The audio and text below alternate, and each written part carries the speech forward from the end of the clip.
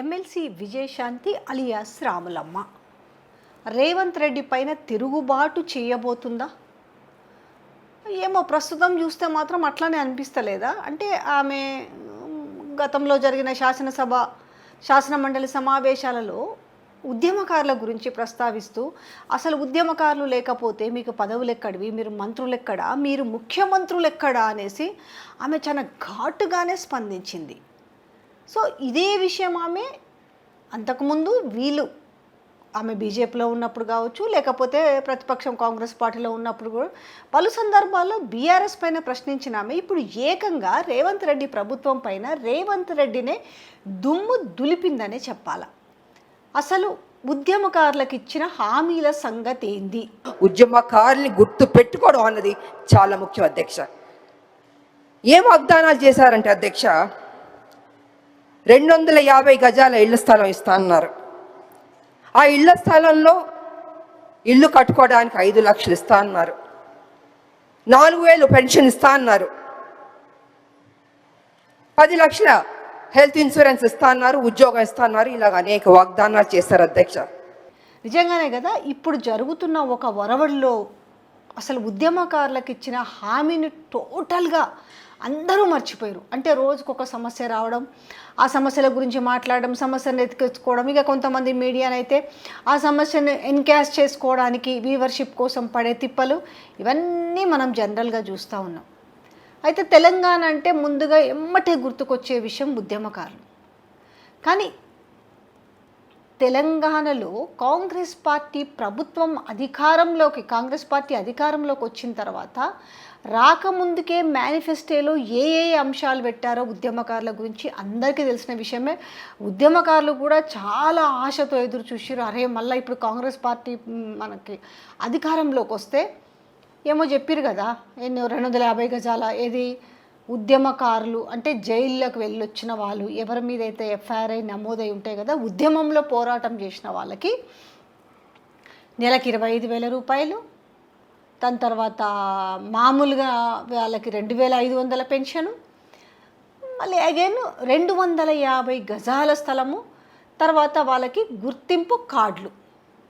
So ఇవన్నీ కూడా చాలా అట్రాక్టివ్గా ఆకట్టుకున్న అంశం. ఇక్కడ తెలంగాణ ప్రజలే కాదు, ఆఖరికి ఉద్యమకారులు కూడా ఆ మాట నమ్మి మోసపోయిర్రు. చూసిర్రు వచ్చినాక 100 రోజుల్లో చేస్తారేమో, 200 రోజులు చేస్తారేమని. 100 రోజులు లేదు, 200 రోజులు లేదు, 300 రోజులు లేదు అన్నట్టుగా ఆఖరికి ఈరోజు 2.5 సంవత్సరాలు అయిపోయి 3 సంవత్సరాలకి దగ్గరకు వస్తున్న నేపథ్యంలో కూడా ఉద్యమకారుల గురించి మాట్లాడిన నేపథ్యం ఎక్కడైనా, ఏ సభలోనైనా, ఏ సమావేశంలోనైనా రేవంత్ రెడ్డి కానీ తన మంత్రివర్గం కానీ ఎక్కడన్నా మనము నోరు విడిచి మాట్లాడక చూసినామా? నోరు విప్పి లేదు.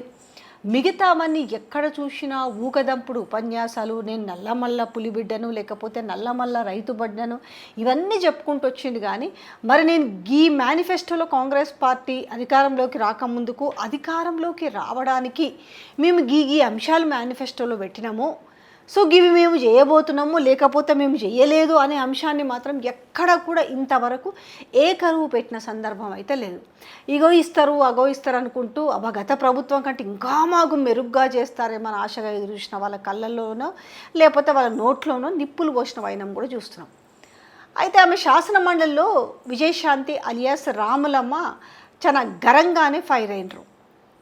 మీరు ఎందుకు ఇచ్చిర్రు అలవిగాని హామీలు ఇచ్చి ఎందుకు నెరవేరుస్తలేరు? ఉద్యమకారులు లేకపోతే అంటే నీకు కూడా ఈ ముఖ్యమంత్రి పదవి ఉండేదా, లేకపోతే వాళ్ళకి ఆ మంత్రుల పదవులు ఉండేవా అనేసి బాగా మాట్లాడింది. ఆల్మోస్ట్ ఆమె కూడా 2.5 సంవత్సరాల పాటు ఎక్కడా కూడా ప్రజా సమస్యల గురించి ఇంతవరకు మాట్లాడిన సందర్భం కూడా కనిపించలేదు. మరి నిజంగానే ఆమెకి ఉద్యమకారుల మీద ప్రేముండి మాట్లాడిందా? అంటే ఇక్కడ 2వ వర్షన్ కూడా మాట్లాడుకోవాలి కదా. ఆమెకి ఎమ్మెల్సీ వచ్చింది, ఆల్రెడీ విజయశాంతికి అసలు పార్టీలో ప్రాధాన్యత తగ్గిపోయింది, ఆమె బీజేపీ నుంచి వచ్చేసి కాంగ్రెస్ పార్టీలో చేరింది. సో అయినప్పటికీ కూడా ఆమెకు ఎలాంటి ప్రాధాన్యత రేవంత్ రెడ్డి ఇవ్వలేకపోయిండు అనేసి జరుగుతున్న నేపథ్యంలో ఆమెకి వినూత్నంగా తెరపైకి ఎమ్మెల్సీ ఇచ్చారు.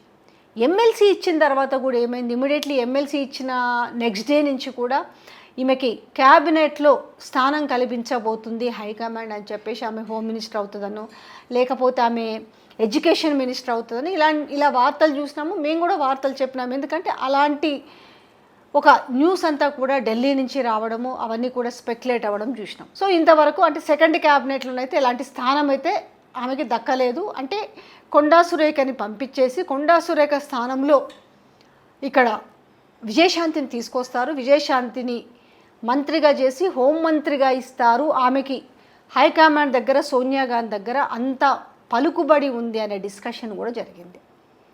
అయితే ఇప్పుడు ఈమె ఇలాంటి మాటలు మాట్లాడడానికి నిజంగా ఉద్యమకారుల మీద ప్రేమ ఉందా అంటే ఈరోజు ఆమెకి మంత్రి పదవి రాకుండా చేయడానికి కావచ్చు, లేకపోతే ఈరోజు పార్టీలో తగు ప్రాధాన్యత కానీ ఎక్కడ విజయశాంతి అనే అంశం వినపడకుండా చేస్తున్నదంతా కూడా దానికి కర్త కర్మ క్రియ రేవంత్ రెడ్డి అనేసి ఆమె భావిస్తున్నట్టుగానే అర్థం చేసుకోవచ్చు అనేసి కూడా మాట్లాడుతారు. ఎందుకంటే మీడియాలో ఎలాంటి వార్తలు వచ్చినా కూడా ఆమె ఇంతవరకు ఖండించలేదు.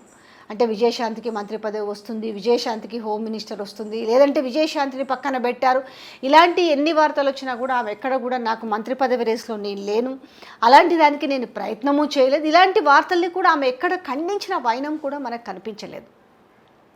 ఈ నేపథ్యంలో సెకండ్ క్యాబినెట్ ఎక్స్పాన్షన్లో విజయశాంతికి అయితే మరి బెర్తు లభించలేదు, కానీ మళ్ళీ క్యాబినెట్ ఎక్స్పాన్షన్ ఉందని చెప్తున్నారు. ఆల్రెడీ ఇప్పుడు 2 బెర్తుల కోసము ఆల్మోస్ట్ 15 మంది అయితే ఎదురు చూస్తున్న వైనము, కొట్లాడుకుంటున్న వైనమని చెప్పాలి, ఎదురు చూస్తున్న వైనమని చెప్పాలో అర్థం కాదు. కానీ మొత్తానికి ఈరోజు విజయశాంతి మాట్లాడిన మాటలు నేరుగా రేవంత్ రెడ్డిని టార్గెట్ చేసి మాట్లాడుతున్న వైనమే కనిపిస్తుంది.